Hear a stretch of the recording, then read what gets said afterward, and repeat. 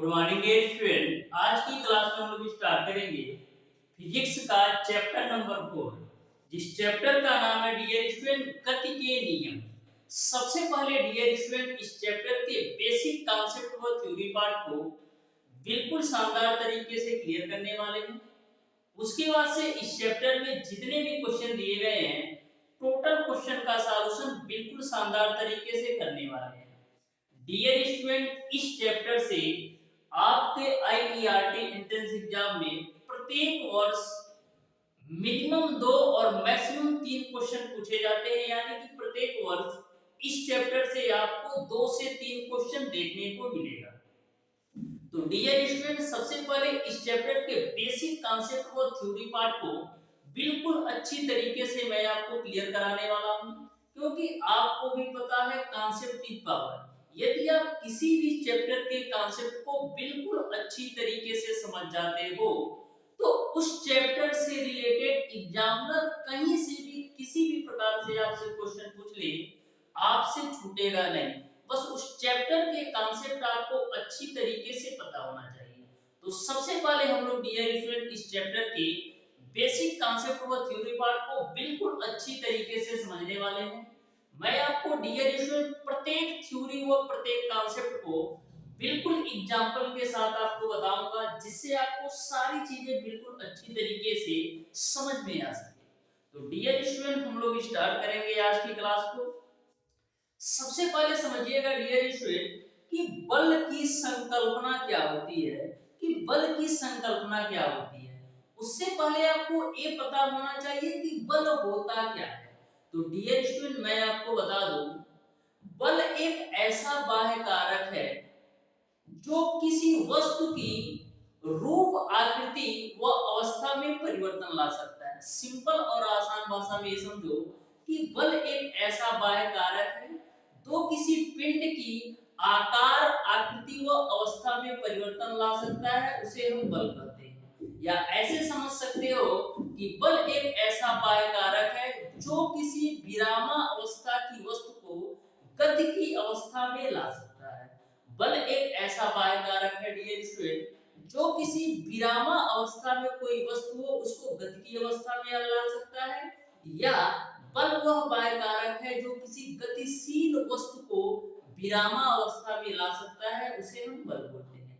तो बल के बारे में आपको अच्छी तरीके से समझ में आ गया होगा कि बल एक ऐसा बाह्य कारक है जो किसी वस्तु की आकार, आकृति व संरचना में बदलाव ला सकता है। जैसे डियर स्टूडेंट, ये आपका बॉटल है। यदि मैं इस पानी के बोतल पर अपना बल लगाता हूँ, हाथों का बल लगाता हूँ, तो इसके आकार, आकृति में मैं परिवर्तन कर सकता हूँ। तो यही आपका बल होता है कि बल के द्वारा हम किसी वस्तु की आकार, आकृति व अवस्था में परिवर्तन कर सकते हैं। ये आपका बल होता है।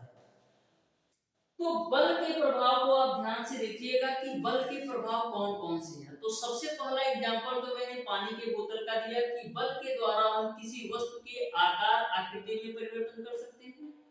और जो दूसरा प्रभाव है डियर स्टूडेंट कि किसी भी गतिशील वस्तु को हम विरामावस्था में ला सकते हैं।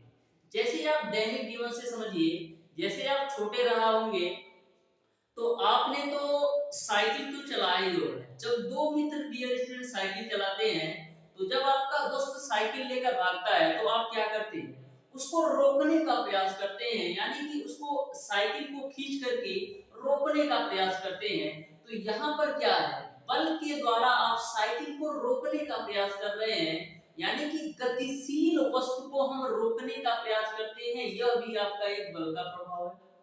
दूसरा एग्जांपल ऐसे समझो कि किसी भी विरामा अवस्था को हम गतिशील अवस्था में कर सकते हैं बल के द्वारा।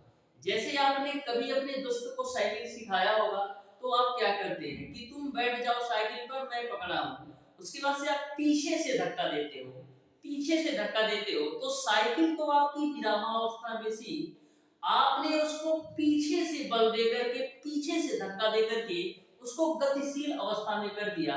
तो बल के द्वारा डियर स्टूडेंट किसी भी विरामावस्था को गतिशील अवस्था में भी कर सकते हैं। चौथा प्रभाव यह है डियर स्टूडेंट कि बल के द्वारा हम किसी भी वस्तु को दिशा को भी बदल सकते हैं। जैसे मान लीजिए यह मार्कर आपका है पूरब दिशा में है, तो इसको हम बल दे करके इसको हम किस दिशा में, उत्तर दिशा में भी कर सकते हैं। तो इस तरीके से बल के चारों प्रभाव आपके समझ में आ गया होगा। पहला ए है कि किसी भी वस्तु की आकार आकृति में हम परिवर्तन कर सकते हैं। दूसरा ए है कि गतिशील अवस्था को आप विरामावस्था में ला सकते हो बल द्वारा।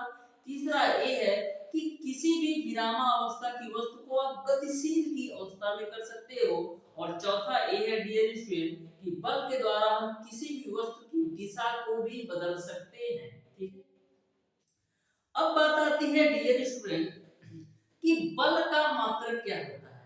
तो बल का जो एसआई मात्रक होता है डियर स्टूडेंट वो आपका न्यूटन होता है। बल का जो एसआई मात्रक होता है डियर स्टूडेंट वो आपका क्या होता है, न्यूटन होता है। बल का जो एसआई यूनिट होता है dear student, SI unit of force, SI unit of force क्या होता है, एसआई यूनिट ऑफ फोर्स आपका होता है न्यूटन। यानी कि बल का जो एसआई मात्रक है वो आपका न्यूटन होता है। ठीक बात है। वहीं पर यदि हम बात करें कि सीजीएस पद्धति में बल का मात्रक क्या है, यानी unit of force in CGS पद्धति में, तो बल का जो मात्रक होता है वो आपका होता है डाई। अब बात आती है डियर स्टूडेंट कि एक न्यूटन में कितने डाई होते हैं। तो डियर स्टूडेंट एक न्यूटन में आपके 10 पे पावर 5 डाई होते हैं। इस बात को भी आप ध्यान में रखिएगा, न्यूमेरिकल में यह काम आएगा। आपके दिल में एक कंफ्यूजन बन रहा होगा कि बल कैसी राशि है। तो बल डियर स्टूडेंट एक प्रकार की सदिश राशि है। क्या राशि है, सदिश राशि है। तो बल के बारे में आपको समझ में आ गया होगा। न्यूटन की जगह पर और क्या हम लिख सकते हैं, तो देखो हम क्या लिख सकते हैं, बल F बराबर क्या होता है, m इंटू का ए, यानी कि मास गुणे एक्सीलरेशन को हम बल कहते हैं। तो मास का जो यूनिट होता है वो आपका किग्रा होता है, और एक्सीलरेशन का यूनिट क्या होता है, मीटर प्रति सेकंड स्क्वायर। तो हम न्यूटन को किग्रा मीटर प्रति सेकंड स्क्वायर में भी लिख सकते हैं। तो बल के बारे में आपको अच्छी तरीके से समझ में आया होगा। सारे पॉइंट को आप अच्छी तरीके से नोट कर लेना डियर स्टूडेंट। इन्हीं सारे पॉइंट पर आपके एग्जाम में क्वेश्चन पूछे जाते हैं। किसी भी पॉइंट को आप अंडर एस्टिमेट मत करना, इसलिए मैं सारे पॉइंट को बिल्कुल शानदार तरीके से आपको बता रहा हूं। अब देखिएगा डियर स्टूडेंट, नेक्स्ट टॉपिक पर हम चलते हैं। नेक्स्ट आपका है डियर स्टूडेंट संवेग। तो संवेग को डियर स्टूडेंट इंग्लिश में बोला जाता है मोमेंटम। क्या बोलते हैं, मोमेंटम। यानी कि संवेग को हम लोग इंग्लिश में बोलते हैं मोमेंटम। तो हम बात करते हैं डियर स्टूडेंट संवेग के बारे में, यानी कि हम लोग बात करेंगे मोमेंटम के बारे में। किसके बारे में बात करेंगे, मोमेंटम के बारे में, मोमेंटम। ठीक है, तो ध्यान से समझिएगा संवेग क्या होता है। तो संवेग के बारे में क्या होता है, संवेग बराबर क्या होता है, p बराबर आपका होता है m इंटू का v।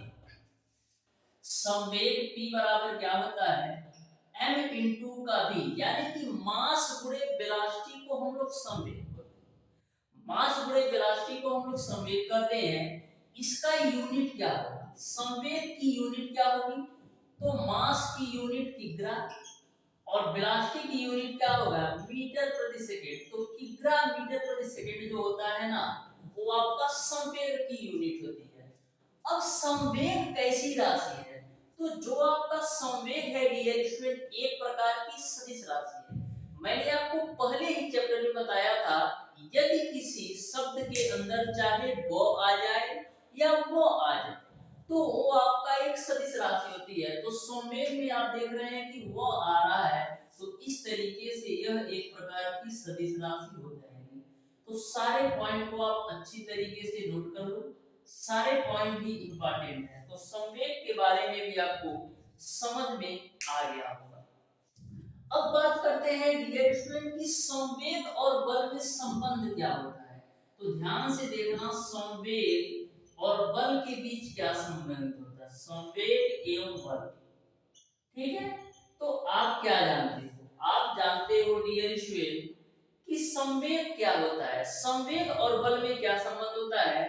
तो बल बराबर आपका होता है संवेग परिवर्तन की दर, यानी हम कह सकते हैं कि संवेग परिवर्तन की दर को ही हम बल बोलते हैं। क्या?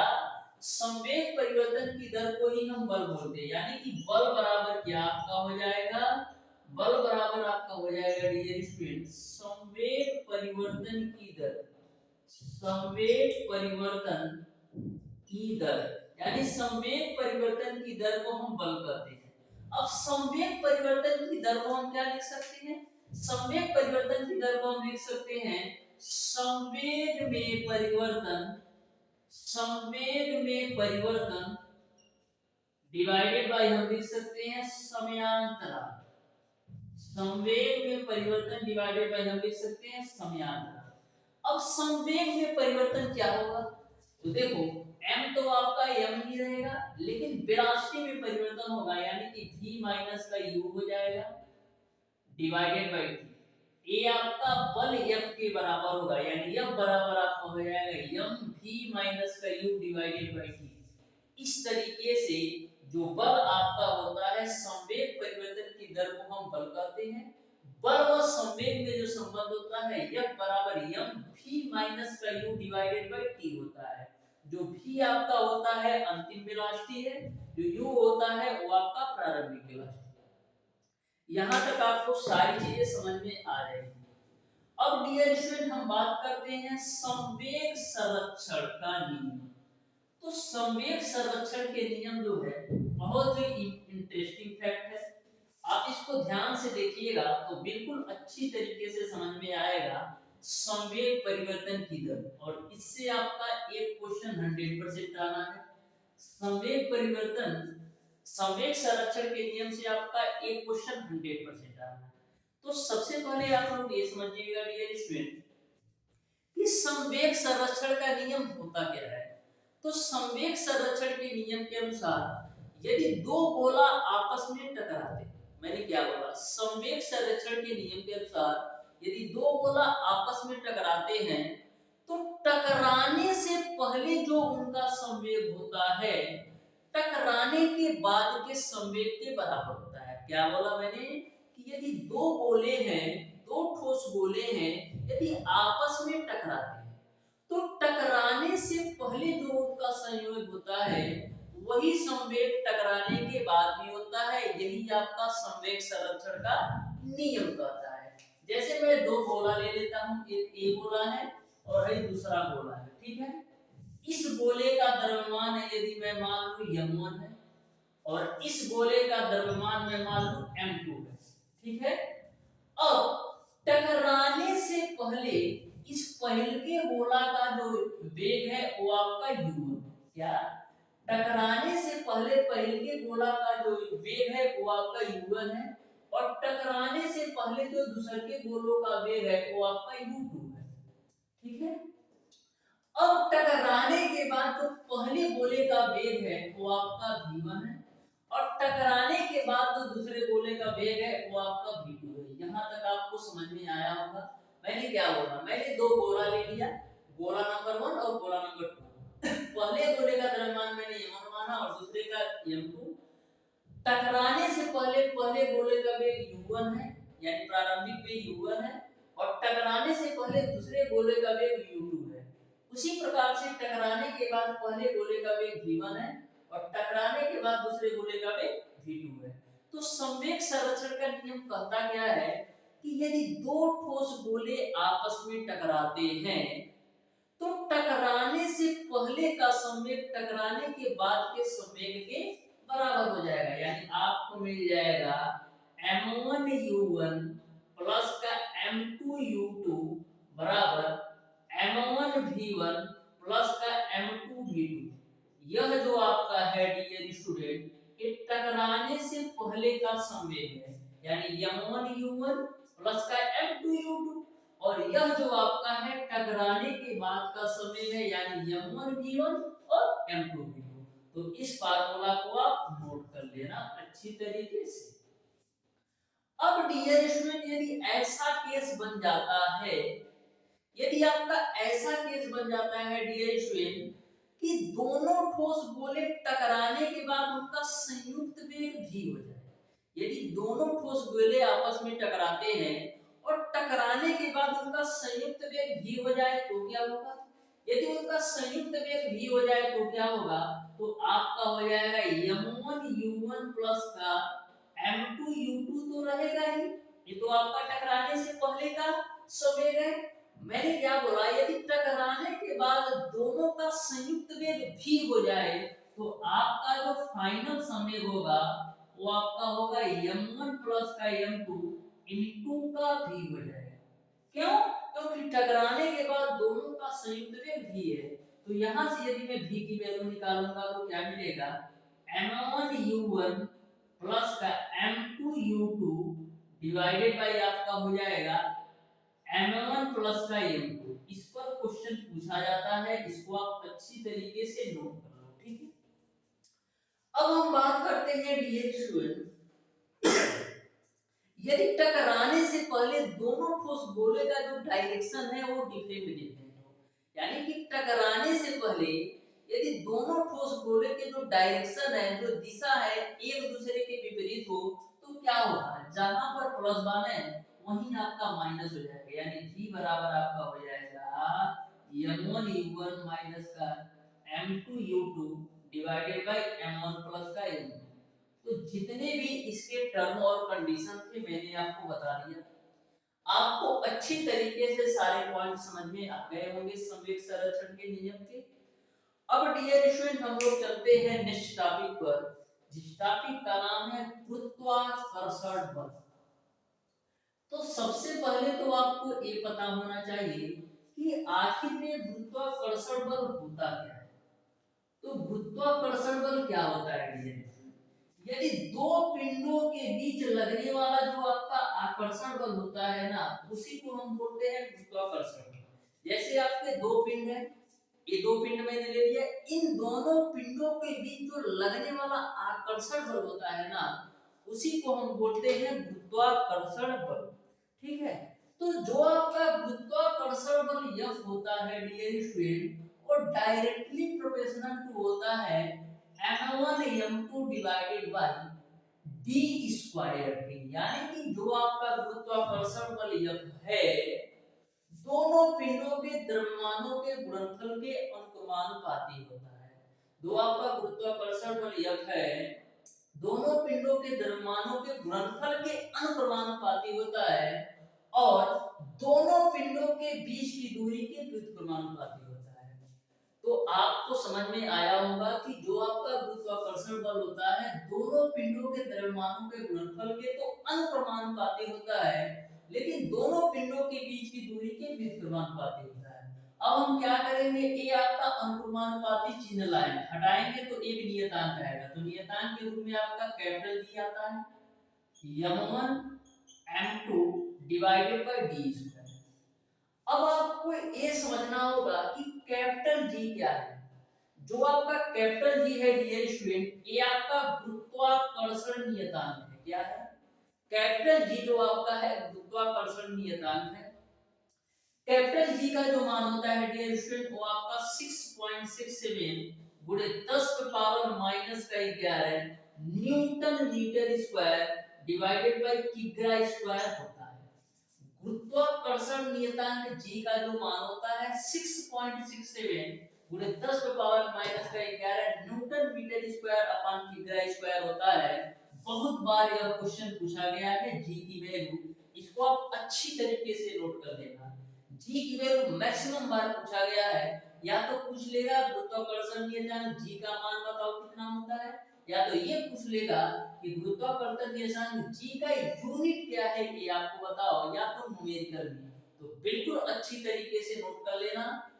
तीन क्वेश्चन बनेंगे, एक तो न्यूमेरिकल से बन सकता है, दूसरा इसकी वैल्यू पूछ सकता है और तीसरा आपका यूनिट पूछ सकता है, ठीक है। अब हम बात करते हैं डियर स्टूडेंट कि गुरुत्वाकर्षण नियतांक जी का मान किसके बराबर होता है। तो गुरुत्वाकर्षण नियतांक जो जी का मान होता है ना, वो G R square divided by M के बराबर होता है।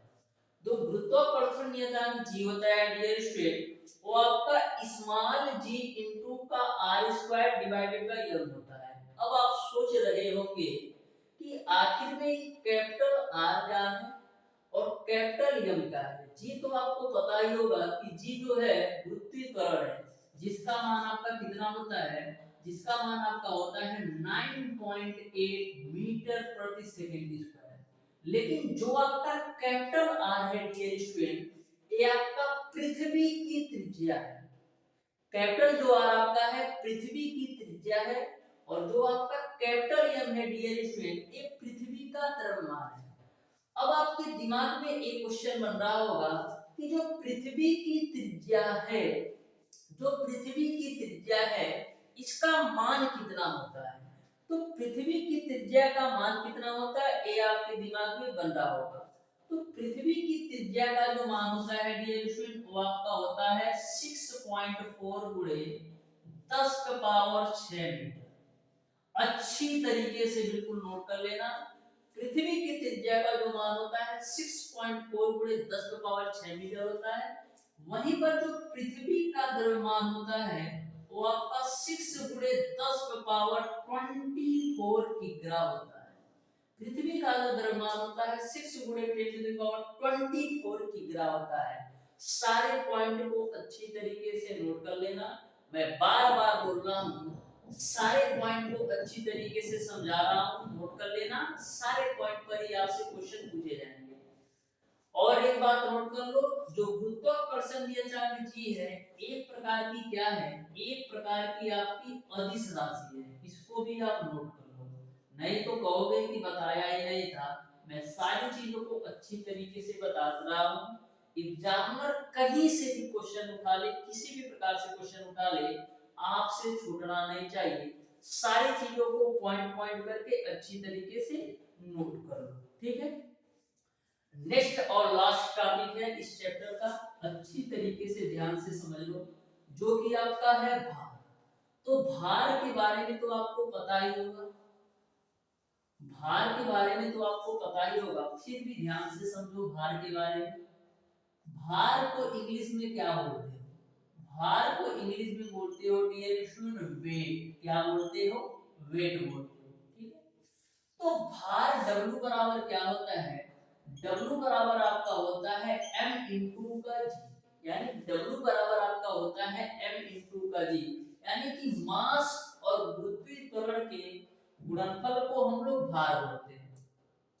इसका हम बात करते हैं यूनिट क्या होगा, भार का यूनिट क्या होगा। तो देखो मास का यूनिट किग्रा होता है, और कैपिटल जी का यूनिट क्या होता है, सॉरी स्मॉल जी का यूनिट क्या होता है, मीटर प्रति सेकंड स्क्वायर। तो किग्रा हो गया, मीटर हो गया, प्रति सेकंड स्क्वायर। तो जो आपका भार का यूनिट हो गया किग्रा मीटर प्रति सेकंड स्क्वायर हो गया। अब बात आती है कि जो आपका भार है वो किस प्रकार की राशि है। तो जो आपका भार है डियर स्टूडेंट, एक प्रकार की सदिश राशि है। कैसी राशि है, सदिश राशि है। और क्या क्वेश्चन पूछा जाता है बाहर से, और क्वेश्चन पूछा जाता है डियर स्टूडेंट, और क्वेश्चन क्या पूछा जाता है, और एक क्वेश्चन ये पूछा जाता है कि एक किग्रा किसके बराबर होता है। एक किग्रा बराबर 9.8 न्यूटन के बराबर होता है। तो भार के बारे में वैसे मैंने सारे कॉन्सेप्ट आपको बता दिए हैं, बस इतने ही क्वेश्चन पूछे जाते हैं। या तो W बराबर m इंटू जी से डायरेक्ट न्यूमेरिकल पूछ लेगा, या तो ये पूछ लेगा भार एक सदिश राशि है कि अदिश राशि है, या तो ये इसका यूनिट पूछ लेगा, ठीक है। या तो ये पूछ लेगा एक किग्रा में कितने न्यूटन होते हैं, तो 9.8 न्यूटन। वैसे यह क्वेश्चन आपका मैक्सिमम बार पूछा गया है, चाहे पॉलिटेक्निक के ले लो या आईईआरटी को ले लो। तो इस तरीके से डियर स्टूडेंट, आज की क्लास में मैंने आपको फिजिक्स के चैप्टर नंबर 4 गति के नियम के जितने भी बेसिक कॉन्सेप्ट और थ्योरी पार्ट थे उसको मैंने क्लियर करा दिया। एक बार मैं आपको बताता हूं, जो कि हमेशा बताते आया हूं, कि मैं आपको उन्हीं टॉपिक को ही पढ़ाता हूं जिससे आपके एग्जाम में क्वेश्चन पूछे जाते हैं। मैं उन टॉपिक को बिल्कुल भी नहीं टच करता हूं जो फालतू के हो, यानी कि जिससे कोई नाता ना हो आपके एग्जामिनेशन से, उन टॉपिक को मैं बिल्कुल नहीं पढ़ाता हूं। तो डियर स्टूडेंट, जो भी टॉपिक से आपके एग्जामिनेशन में क्वेश्चन पूछे जा सकते थे, टोटल टॉपिक को मैंने बिल्कुल शानदार तरीके से कवर अप करा दिया है। फिर भी डियर स्टूडेंट, हमारी आपसे रिक्वेस्ट है, यदि आपको किसी भी टॉपिक में, चाहे किसी भी थ्योरी पार्ट में, कहीं से भी किसी भी प्रकार का डाउट और कंफ्यूजन हो, तो आप उसे कमेंट बॉक्स में कमेंट करके जरूर पूछ लीजिएगा, मैं उसका रिप्लाई जरूर दूंगा। तो डियर स्टूडेंट, नेक्स्ट क्लास में हम लोग इस चैप्टर के क्वेश्चन को बिल्कुल शानदार तरीके से सॉल्व करने वाले हैं। तो डियर स्टूडेंट, मिलते हैं नेक्स्ट क्लास में, तब तक के लिए धन्यवाद।